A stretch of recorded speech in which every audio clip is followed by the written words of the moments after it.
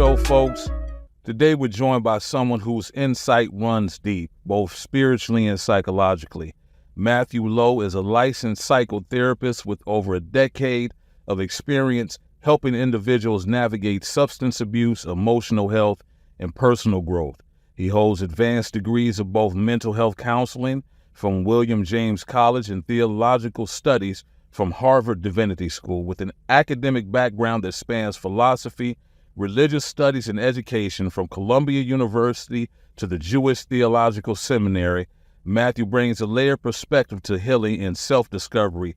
Today, we're diving into his compelling new book, Seeing the Forest in the Trees, a powerful reflection on the ways we lose ourselves and how we might find our way back. Let's get into it.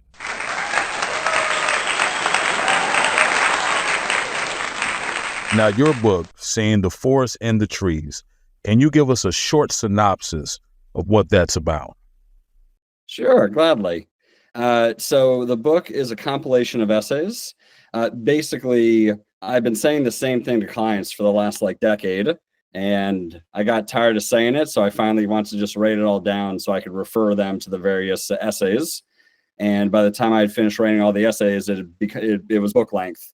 So in it, I'm focusing on a variety of sort of major topics that show up for me with clients. So language, limitations, emotions, relationship, time, and actually therapy. And so I'm teaching a lot of language in terms of, terms that if people have these terms, they're able to understand themselves better and able to reflect a lot better. And I'd say my major focus almost throughout is around tensions. The fact that life is human life is composed of a lot of these opposites, and we basically have to find a way to live with these tensions rather than trying to resolve them. Right. So in some ways, relationships are incredibly important, but independence is also important, right? If I choose relationships and give it independence, then I'm doing it wrong. And if I insist on independence and give up relationships, I'm also kind of doing it wrong. What does it mean to think about something else in order to understand yourself better? So that is the biggest chapter in the book, and it's about metaphors. I use a ton of metaphors with clients, and what I love about them is that, when somebody's talking about, something really serious in their lives, if they're talking directly about it, it's really intense. And what's nice about a metaphor is that it's a little more clever, it's a little light, and can still be evocative. So I'll give you kind of the dumb example in the book. While I'm not a fan of this song, it works very well. I believe Pat Benatar, the song is called Love is a Battlefield. Right. So if we start talking about, okay, so it's a battlefield, who are the sides? What's the good kind of warfare? How do we make peace? And so by exploring the world of the metaphor and problem solving there, we can then sort of translate those answers back into the concrete situation. And it's a way of introducing a lot more imagination and playfulness into what is otherwise very serious personal problem solving. How do you balance focusing on the forest versus focusing on the trees? So I'll say a little bit about what I mean with both of them. So when I say the forest, I think very philosophically, and I bring that into my sessions with clients. So in some ways, right, the major sections of the book, language, limitations, emotions, those are the forest, right? A client will come in and say, they'll tell me some story and they'll say, I don't know how to feel about that, right? So the forest part is, I'll say to them, all right, sounds like we are trying to explore the realm of emotions, right? So that's just the overarching thing. And now I've focused them because we understand it's not just anything about life we're talking about emotions. Then we get into the nitty gritty, and that's the trees, right? So for example, most often my experience is if someone says, I don't know how to feel about that, most often they feel multiple things, right? And it's very confusing for them. I'll go with a kind of intense example. I have a client who had a very bad relationship with his father, and his father died also during COVID. And he didn't know how to feel. And I said, I'm going to guess that you're very sad. He said, yes. I said, you might also feel a little relieved. And he said, yes. I said, you might feel guilty about being relieved. He said, yes.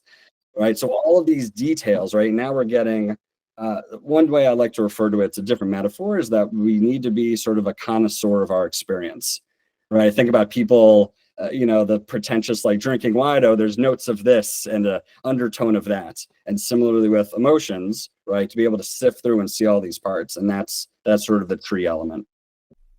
What's the difference between a good cry and a bad cry? So, I'll tell you what they are, and I'll tell you how they happen. So a good cry is the kind that at the end you go, "Oh, I needed that." Um, in the book, I say a good cry is like a good sneeze. That's because my editor wouldn't let me write that a good cry is like a good shit, right? Like, right? You're full and then it's out, and you're like, "Oh man," you feel relief, right? A bad cry, at the end of it, you just feel empty. So a good cry sort of happens. Here's how it happens, right? A good cry, you're feeling emotional, and you're like, you know what? I'm feeling something. Let me be with this, right? And you sort of let yourself have the cry, and while you're crying, you might even be like, "This is good. I feel really sad. I need to cry." In a bad cry, it spirals. Usually, what happens when someone's having a bad cry is they're crying and they're hating themselves while they're crying, right? Or they have this sort of mantra in their head of, "It's not okay, it's not okay," right? And so what they're doing is just revving themselves up, which keeps the cry going, and it escalates. And it doesn't end because they're satisfied. It ends because they're just, do you mind if I curse? They're just fucking depleted. And so, right, so a good cry ends with a relief, and a bad cry ends with this feeling of just sort of emptiness. How do you lovingly confront someone when there's tension? That's a good one. I'm working on a new book right now that's just about communication, so I'm enjoying that particular topic. So I use this a lot again with my clients. Basically, it's a little obnoxious, but it feels like therapists want everybody to talk like therapists. And while it's obnoxious, I think I might fall into that camp as well. So let's say I've got an issue. Let me think of an example here. Let's say I'm taking issue with how somebody is doing something. Um, my partner's driving and she doesn't know where she's going and she refuses to look at a map, right? I'm just making. So the first thing we have to do is join them, right? A person is not really going to be open to being challenged until they feel understood, right? So it might be, and again, this isn't terribly realistic. I'm giving you just off the top of my head, right? So I might say like, yeah, like I know that you're confident about where we're going, or I might say, yeah, I know that you feel lost, but you want to figure it out. Like that's fair. So it starts out with they see that I understand and I'm validating. And then I have to add something like, well, what if, XYZ? Or I say like, but can I push a little, right? I sort of get consent to push back, right?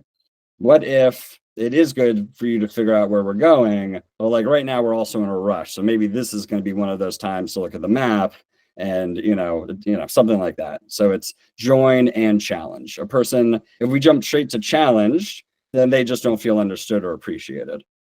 What does it mean to share power in reality in a healthy relationship?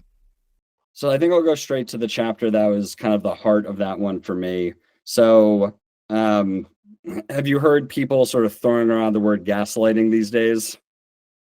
Right, just nonstop, people throw around the word gaslighting. In the 30s, there was a play that became a movie called Gaslight. There's a mobster, and he can tell that his wife is kind of figuring out that he has a lot of criminal enterprises.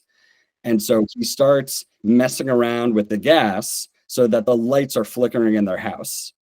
And she tells him, she's like, "Hey, the lights are flickering." And he says, "I have no idea what you're talking about. The lights aren't flickering." Right. And over time, by doing this, she starts believing that she's crazy and utterly questioning her own reality, which is exactly what he wants, because then she'll question whether or not she knows the truth about him. Right? So the origin of gaslighting is intentionally lying to somebody in order to make them feel crazy and doubt their own reality. Now, that of course is the most abusive version of doing that. These days, people use the word gaslighting just to mean, well, you disagree with the thing that I said, right? If you told me this thing happened yesterday and I was with you, and I say, huh, I don't remember it that way, you might accuse me of gaslighting. Well, what if I really do remember it differently? Right. So what we have here, so here's my word. Uh, it's a very highfalutin word, intersubjectivity. So it has a lot of meanings. In the case that I'm using it, it's about the fact that in order to interact, in order to cooperate, we have to come to some understanding of what reality is, of what like we have to have a shared sense of reality. And so it's not gaslighting if we are just existing in really different realms. And what we have to do is bridge that, right? Right. Because if I just insist my way is correct, what I'm doing is saying, like, I have the power to determine reality, you do not, right? Which we do that with each other. And sometimes we do it sort of non-abusively. We're just so convinced of our perspective that we have no interest in the other person's perspective. How can we stop driving each other crazy in communication? In that chapter about driving each other crazy, I talk about what's called process conversations, which is like which is the focus of the next book. Give me 3 years. So in a process conversation, so again, I'll give you an example. Let's say you and I are arguing, and it's getting sort of loud, and I say, like, boy, this is like, we're getting loud. This is getting out of control, right? So in that moment, I've made a process comment, because instead of arguing with you, I've made a point about the process we're going through right now. Right. So if I say, like, boy, this is getting really loud, I don't want to be fighting this hard. Why are we getting so out of hand with this? And then you and I might, you might say, well, here's the thing that's going on. And I go, yeah, shit. Like, when I say that thing, it really set you off. But when you say this thing, it sets me off. We're coming to an understanding of what's getting heated. And then we can say, okay, so maybe we need to, like, use different language, or, right, there's some way to make this conversation be a lot more pleasant and productive. And we can sort of negotiate around that. How can therapy help you find your way rather than fix you? Good question. So it's weird when people talk about fix. I never quite know what to do with it, because people come in, they'll say that they're broken. And I mean, it's a heartbreaking thing to hear a client say. Um, so like I said before, I was a therapist, I was a teacher. And I still really am an educator while I'm doing therapy, right? So much of what I'm doing with clients is teaching them language or teaching them techniques. And I think what I like about that approach is I feel like so I'll give you an example. I worked for several years in addiction treatment. And people talk about addiction as a disease. I'm much more interested in seeing it as an issue with learning, right? People at a certain age or at a point in their life learned, okay, if I'm at a party and I'm uncomfortable, I'll have a drink, right? And it worked, right? And for some people, they have a drink and they have a good time at the party and they don't develop a problem with it, right? And other people, they learn, if it helps me for this, where else will it help me? And it becomes this, like, it gains momentum, right? So if I talk to a client, an addict, and I say, it sounds like your drug is meeting a lot of your various needs, even though it's also hurting you. We have to find other ways of getting those needs met, because if you have other ways of getting them met, then the drug won't matter as much, right? I've worked with people where they now do drink, but that's because they don't need it to, if the only way you can relax is with a drink, you are going to be an alcoholic. If you have a bunch of ways to relax, including drinking, it's less threatening, right? So I can give them this sort of little insight and they can take it and run with it. There are some clients who it's sort of a lifestyle. They want to see me every week and they're going to never be done with me.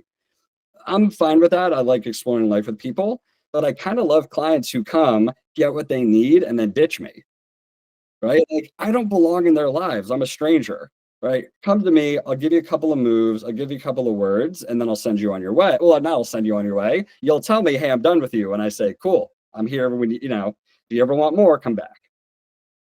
So it's not that they're fixed. They needed more tools. How do you integrate insights from therapy into your daily life? So just to share, because it was so great. So about halfway through the year where I was writing this, I went on Facebook and just asked my friends, what are things that you want me to write essays on? And somebody said exactly that. I want you to tell me how to remember to, et cetera. So basically practice. The way I put it, it's a dumb metaphor, but I like it. When the zombie apocalypse comes and you want to outrace them, you probably need to start training now, right? If I want to use some anger management techniques so that I can be a bit of a hothead, right? If I want to manage it differently, I will need to not plan in advance. I'll need to practice. So the example that I give in the chapter is, and I've done this before. It's a fascinating thing. So first you kind of settle yourself, right? Whatever it takes to like relax, breathing, rolling your shoulders. And then I put on media that is not, hold on, that's my alarm to get ready to meet with you in 15 minutes. There we go. I put on media of like political opinion that is the opposite of mine. And I watch my physical reactions, right? I notice where I get tight. I even notice the thoughts that I'm having, the way they start getting faster, things like that. And I do that for a few minutes and I turn off the radio. And then I do the same breathing techniques to bring myself back down again. And so what I've done is I've now sort of manufactured an entire like energy cycle. And hopefully by doing that regularly, create a type of mindfulness where the next time it's happening in person, I think, oh, there it is. I did this when I was living in New York City. A woman approached me and clearly had an agenda. She wanted to rant at me about something. And very quickly I noticed, I said, oh, okay, right. I could really like yell at this woman. I could really argue with her. And I'm not really looking to do that. That's not going to be satisfying.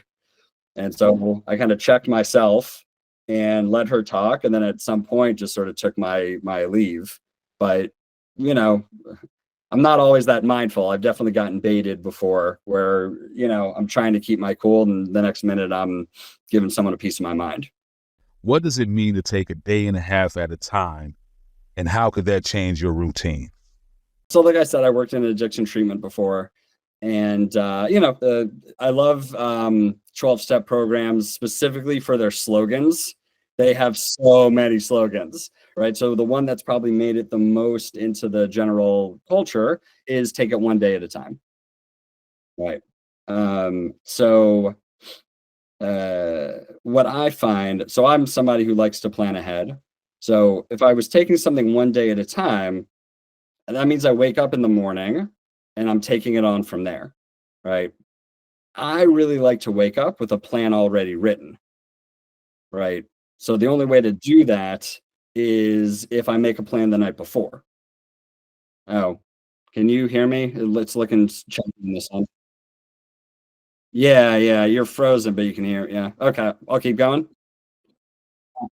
So, what I really need to do, and I do, is the night before the next day is when I need to be thinking about that day, right? So we could think of it as every day actually starts the night before. So, if I want to get up and work out in the morning, let's say I want to wake up at 6 a.m., which is rather early for me. The only way I'm waking up at 6 a.m. is if I'm going to sleep earlier, right? So the day that I'm going to start at 6 a.m., I really need to be thinking about it a half day earlier in order to be prepared for it, right? Every night is the end and beginning of a day. And for what it's worth, there's a biblical, right? I mean, in Genesis, the line is always, and there was evening and there was morning, and then the day is counted, right? So there's sort of a curious Judeo-Christian tradition of the day starts the night before. And I think we end up more prepared by treating it that way. The book is called Seeing the Forest and the Trees. Hold on, I'm going to look it up because it has a really long subtitle that I never memorized. Mapping Your Inner World for Greater Clarity and Satisfaction in Life. The easiest way to find it is to go onto Amazon and actually just search "Seeing the Forest and the Trees" and my last name, Lowe, Lowe. One thing I like about the title is the only other books I could find with that title were actually about like forestry. So I'm the only self-help book, and it's specifically "Seeing the Forest" and is the key part there. So you can find it on Amazon. I'm on Instagram as Matthew Lowe, author. Lowe's work reminds us that healing is not just about solving problems. It's about stepping back far enough to see the whole picture, to reconnect with meaning, and to recognize the beauty of the forest in the trees. If you haven't yet picked up a copy of Seeing the Forest in the Trees, it's available now. I want to thank Matthew again for sharing his wisdom and his heart with us. We see the forest a little clearer now, as well as the trees. Should Black people stop using the N-word? Should Black people stop using the N-word? Let me. I'm not going to give you. I'm going to give you some backstop on the N-word. Now, of course, we know where it originated, and we know what it. That's where I want to start. When I was younger, I remember being very young, and I looked up the N-word, right, to find out the definition, what it meant. And when I looked it up, what I found. Thanks for joining. What I found when I looked up the N-word at that time was that it meant an ignorant person or someone lacking knowledge, not having knowledge. But it was used, it wasn't used that way. And I guess at some point in time, people decided that if you take the ER off, then it means something absolutely different. But I remember my uncle, when I used to say the word, he used to always tell me, don't use that word. Don't use that word, the N word. Don't use it. But I even made a case for using the N word. I think I told him, I said, well, look, we are pretty much products. We're manufactured products of the United States, right? That was my personal opinion about it. We're made and manufactured here. We eat soul food. We have these new names and everything. But we can be proud of the N word. We can be proud of the word nigga simply because of the obstacles that we've overcome. Now, I don't know what logic I was using at that time. And then, fast forward maybe 20, 30 years later. And at a certain point in time, if you use the N word, right, and you were not Black, then it was a problem. It was a real issue. Like, I remember fights in school because some white kids are using the N word and we don't like it. We're going to kick some butt, right? That's what we did. And then as I got older, I started hearing everyone say it. Everyone was saying the N word. At first it was Mexicans, Mexicans, and I guess Black people like, oh, y'all kind of Black, so I guess it's kind of cool. And then all of a sudden, white people were using it, right? My nigga this, nigga that, nigga this, nigga that, right? But the funny thing about it, and I'm actually going to put this video of a gentleman in here. He says, the word changes based on how you say it. Like you can say, those my niggas, right? Meaning those are my friends. But then at the same time, you can say, them niggas over there. And that's how I kind of feel about the word. Like, it actually no longer has it doesn't even have any power. Any power that Black people might have felt that they had when using the word has been lost. Because now it's not something that you can say, hey, that's our word. It's not your word. Don't say it. We no longer have well, I'm not going to even say that we don't have the ability. It's just something that we no longer do.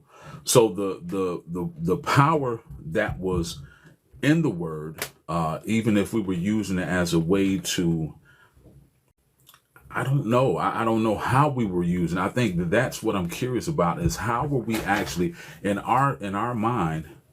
Why? Because no one else has become attached to a word that they felt was racial or racist. Like, no, No one else has become attached to a word. Only us. And so yes, I believe that black people need to stop saying the N word. I do. That's my personal opinion about it. I really believe that we have to stop saying it. It has no power. It no longer even has, it is such a fluid word that it can pretty much mean anything, because sometimes when people are talking about black people, they say, oh, the niggas, all them niggas. And so it means black. But then you'll have someone else that say, well, that's my nigga. And then that means something else. Like, if a white girl say, and I personally get kind of offended if I hear a white woman that's dating a black man say, yeah, that's my nigga. Whoa. It almost, I don't know. I'm kind of loopy a little bit probably. But yeah, I definitely think that will be a word that black people need to get rid of. No longer use the N word. Give it away. Give it to somebody else. Let them be the niggas. And however they want to define it or whatever, let them do that over there. Should we stop making excuses for toxic family members? Should we stop making excuses for toxic family members? You know what? When I initially thought about it, my initial reaction was no. And I know people are going to say, well, why do you say no? Why do you say that, we shouldn't stop making excuses for toxic family members? I guess, and maybe the caveat is the word excuses.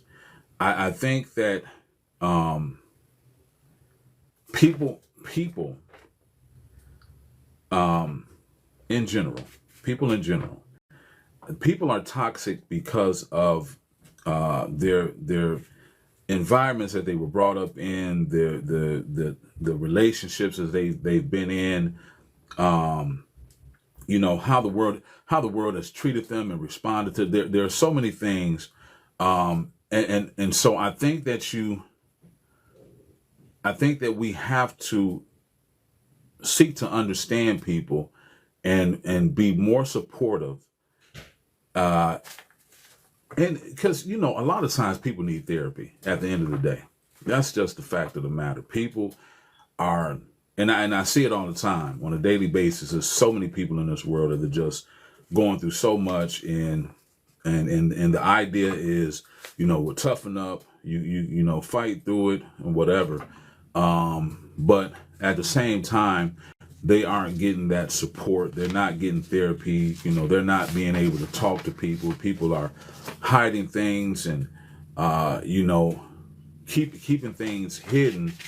And sometimes, they find other outlets, other ways to cope.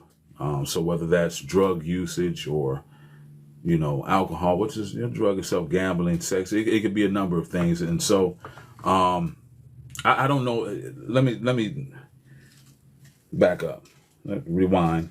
I don't know if we should make excuses, but I definitely think that we should be trying to help them the best way that we can. So we provide legal document prep for inmates, motions, sentence reductions, appeals, and more. No overpriced attorneys, no empty promises. Just real help from a certified paralegal who knows how to navigate the system. If they're ready to fight, we're ready to work